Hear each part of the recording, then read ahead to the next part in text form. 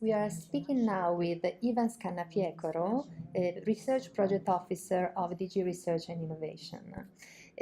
He has been presenting to us the interim evaluation of the PPPs, private-public partnerships. And so this shows that the instrument is still very valid and helps the participation of SMEs and industry. What are the main recommendations highlighted by the study? Okay, let's start from the beginning, and it's good that you highlighted it in your question. Is that the first most important thing is that the instrument is still valid, and the first suggestion that the expert gave to the Commission is to continue funding the CPPPs also under FP9. This is the most important thing. Then, assessing the instrument, they also highlighted a few suggestions, like a more clear link between the roadmaps defined by the private side together with the Commission and the calls. So this is one of the recommendation. Another recommendation is about a more participated calls, also with links to other calls in or under Horizon 2020, or also with other DGs. Then also participation with the regional and the national programs. So a more participated and more involvement of these stakeholders, and a reviewed governance is also one of the suggestions that the experts highlighted during this study. So the governance needs to change the way it's built, so with a more participated participation, like involving SMEs or stakeholders from EU13.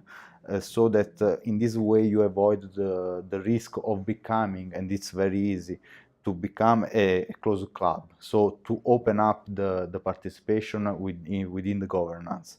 And the last suggestion, that the recommendation that the experts gave to the CPPPs implementing offices, are that now there is the need of reviewing the KPIs, because during the study they had some difficulties in defining how the KPIs were performing in the implementation of the programs. So a new, clear, smart, and also direct set of KPIs is needed for the future implementation of the CPPPs. And the very last recommendation from the group is also that, but it's not really a recommendation, it's more an invitation to participate, to embrace the FabLab app report, and in this more mission-oriented approach. So an invitation that the idea is that this will be very important and very helpful for the CPPPs to embrace this new approach within the next years, and also under FP9. Okay, and I would also like you to comment on what is probably my favorite topic in this work program. This becomes personal. Yes, so this becomes really personal. So actually, with the very close advent of a possible singularity with artificial intelligence and the related aspects change in the job structure, it is very interesting to see a topic on skills needed for manufacturing jobs. What are your picks on this?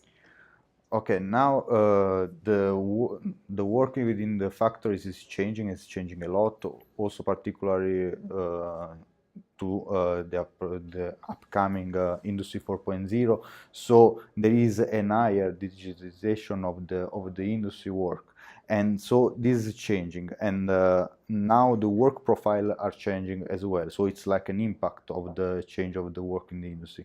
And how does the European Commission reply to this change with the new agenda? It's the new agenda, new skills agenda for Europe. And in particular in industry, the profiles are changing a lot. In this topic, we expect that there will be 15 new profiles per each sector. And so what will be the let's say, the path that the people that are going to apply for this topic to make this study. First is to understand how these profiles are changing. So first is an assessment of the new profiles that are going to be defined. Then the second step is to understand what are the already existing national and regional initiative in this direction. And then the third thing is to define really the profiles. And the gap that is needed to bridge in these next few years is to understand how digitization is impacting this sector. And just to make an example, the 44% of Europeans don't have the basis of digital skills.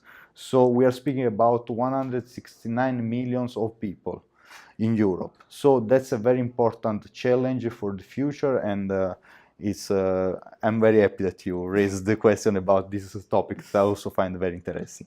Thank you. Thank you very much, Ivan. Thank you. Thank you.